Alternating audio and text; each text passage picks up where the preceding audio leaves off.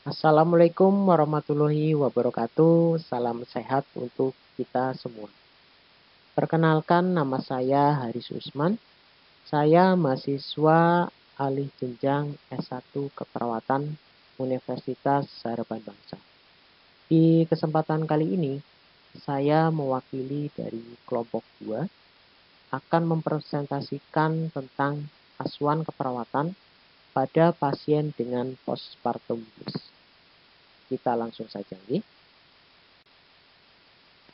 Masa nifas atau yang biasa kita sebut dengan puerperium, yaitu dimulai setelah plasenta lahir dan berakhir ketika alat-alat kembali seperti keadaan sebelum hamil. Masa nifas berlangsung selama kira-kira 6 minggu atau 42 hari. Ada beberapa tahap nifas, yaitu ada 3 tahap. Yaitu yang pertama adalah puerperium dini, yang kedua puerperium intramedial, yang ketiga ada remote puerperium. Puerperium dini yang tahap awal yaitu adalah kepulihan di mana ibu telah diperbolehkan berdiri dan berjalan-jalan. Di dalam agama Islam dianggap telah bersih dan boleh bekerja itu 40 hari. Lalu tahap kedua, puerperium intramedial, yaitu kepulihan menyeluruh alat-alat genitalia yang lamanya itu sekitar 6 sampai 8 minggu. Tahap yang ketiga itu remote puerperium. Itu adalah waktu yang diperlukan untuk pulih dan sehat sempurna, terutama bila selama hamil atau waktu persalinan mempunyai komplikasi. Waktu untuk sehat sempurna mungkin beberapa minggu, bulan, bahkan 1 tahun. Perubahan fisiologis masa nifas, yaitu ada perubahan sistem reproduksi. Yang pertama ada involusi atau pengurutan uterus, yaitu suatu proses di mana uterus kembali ke kondisi sebelum hamil dengan berat sekitar 60 gram. Ini merupakan tabel perubahan uterus masa nifas. Di involusi uteri, plasenta lahir. Tinggi fundus uterinya setinggi pusat. Berat uterusnya berapa? Itu 1000 gram. Diameter uterusnya sekitar 12,5 cm. Palpasi cerdiknya lembut atau lunak. Di involusi uteri di 7 hari, 1 minggu, itu tinggi fundus uterinya pertengahan antara pusat dan sintesis. Berat uterusnya 500 gram. Diameter uterusnya 7,5 cm dan palpasi cerdiknya sekitar 2 cm. Involusi uterinya sekitar 14 hari atau 2 minggu. Tinggi fundus uterinya tidak teraba. Berat uterusnya 350 gram. Diameter uterusnya sekitar 5 cm dan palpasi cerdiknya 1 cm. Involusi uteri 6 minggu, yaitu tinggi fundus uterinya normal, berat uterusnya sekitar 60 gram, diameter uterus 2,5 cm, palpasi cerdiknya menyempit. Lohea. Lohea merupakan ekskresi cairan rahim selama masa nifas. Lohea mempunyai perubahan karena proses involusi. Proses keluarnya darah nifas atau lohea itu terdiri dari 4 tahapan. Tahapan yang pertama adalah lohea rubra atau merah. Lohea ini muncul pada hari pertama sampai hari keempat masa postpartum. Cairan yang keluar berwarna merah. Karena apa? Karena berisi darah segar, jaringan sisa-sisa plasenta, dinding rahim, lemak bayi, lanugo atau rambut bayi, dan mekonium. Tahapan yang kedua, lohea sanguinolenta. Cairan yang keluar berwarna merah kecoklatan dan berlendir. Berlangsung dari hari keempat sampai hari ke-7 postpartum. Lalu yang ketiga ada lohea serosa. Lochea ini berwarna kuning kecoklatan karena mengandung serum, leukosit, dan robekan atau laserasi plasenta. Biasanya ini muncul pada hari ke-7 sampai ke-14 postpartum. Tahapan yang terakhir ada Lochea alba. Ini mengandung leukosit, sel desidua, sel epitel selaput lendir serviks, dan serabut jaringan yang mati. Lochea alba bisa berlangsung selama 2-6 minggu postpartum. Perubahan postpartum. Yang pertama, sistem pencernaan. Biasanya ibu mengalami obstipasi setelah melahirkan anak. Hal ini disebabkan karena pada waktu melahirkan, alat pencernaan mendapat tekanan yang menyebabkan kolon menjadi kosong. Pengeluaran cairan yang berlebih pada waktu persalinan atau dehidrasi, kurang makan, hemoroid, maupun laserasi jalan lahir. Yang kedua ada perubahan dari sistem perkemihan. Kadang-kadang puerperium mengalami sulit buang air kecil. Karena apa? Karena sphincter ditekan oleh kepala janin dan spasme oleh iritasi muskulus sphincter ani selama persalinan. Proses adaptasi psikologis. Biasanya dalam minggu pertama setelah melahirkan, banyak wanita yang menunjukkan gejala psikiatrik, terutama gejala depresi dari ringan sampai berat, serta gejala-gejala neuresis traumatik. Ada beberapa faktor yang berperan, antara lain misalkan ketakutan yang berlebih dalam masa hamil, struktur perorangan yang tidak normal sebelumnya, riwayat psikiatrik abnormal, riwayat perkawinan abnormal, riwayat obstruktif abnormal, riwayat kelahiran mati atau kelahiran cacat, dan riwayat penyakit lain. Umumnya sembuh sendiri tanpa pengobatan. Proses adaptasi psikologis. Adaptasi psikologis ibu masa nifas itu ada fase taking in, taking hold, letting go. Pada fase taking in, itu fase ini merupakan periode ketergantungan yang berlangsung dari hari pertama sampai hari kedua setelah melahirkan. Pada saat itu, fokus perhatian ibu terutama pada dirinya sendiri. Pengalaman selama proses persalinan sering berulang diceritakan. Lalu ada fase taking hold.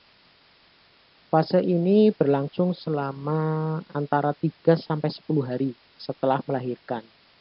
Pada fase taking hold, ibu-ibu merasa khawatir akan ketidakmampuan dan rasa tanggung jawabnya dalam merawat bayi. Ada fase letting go. Pada fase ini merupakan fase menerima tanggung jawab akan peran barunya yang menerima tanggung jawab peran barunya yang berlangsung sekitar 10 hari setelah melahirkan. Ibu sudah mulai menyesuaikan diri dengan ketergantungan bayinya. Keinginan untuk merawat diri dan bayinya meningkat pada fase ini. Postpartum blues. Di mana ibu postpartum mengalami perubahan perasaan seperti kesedihan berlebih, takut tidak bisa merawat bayinya, cemas berlebih, kesepian, atau tidak menghiraukan bayinya. Ya, berikutnya adalah konsep asuhan keperawatan. Yang pertama adalah pengkajian. Pertama kali adalah biodata, yaitu berisikan nama, yang kedua umur. Di umur ini dicatat dalam tahun untuk mengetahui adanya resiko seperti kurang dari 20 tahun, alat-alat reproduksi belum matang, mental dan psikisnya belum siap. Sedangkan umur lebih dari 35 tahun, yaitu rentan sekali untuk terjadinya perdarahan dalam masa nifas. Yang ketiga, agama. Untuk mengetahui keyakinan pasien tersebut, untuk membimbing atau mengarahkan pasien dalam berdoa. Untuk pengkajian pendidikan, yaitu berpengaruh pada tindakan keperawatan dan untuk mengetahui sejauh mana tingkat intelektualnya, sehingga perawat dapat memberikan konseling sesuai dengan pendidikan.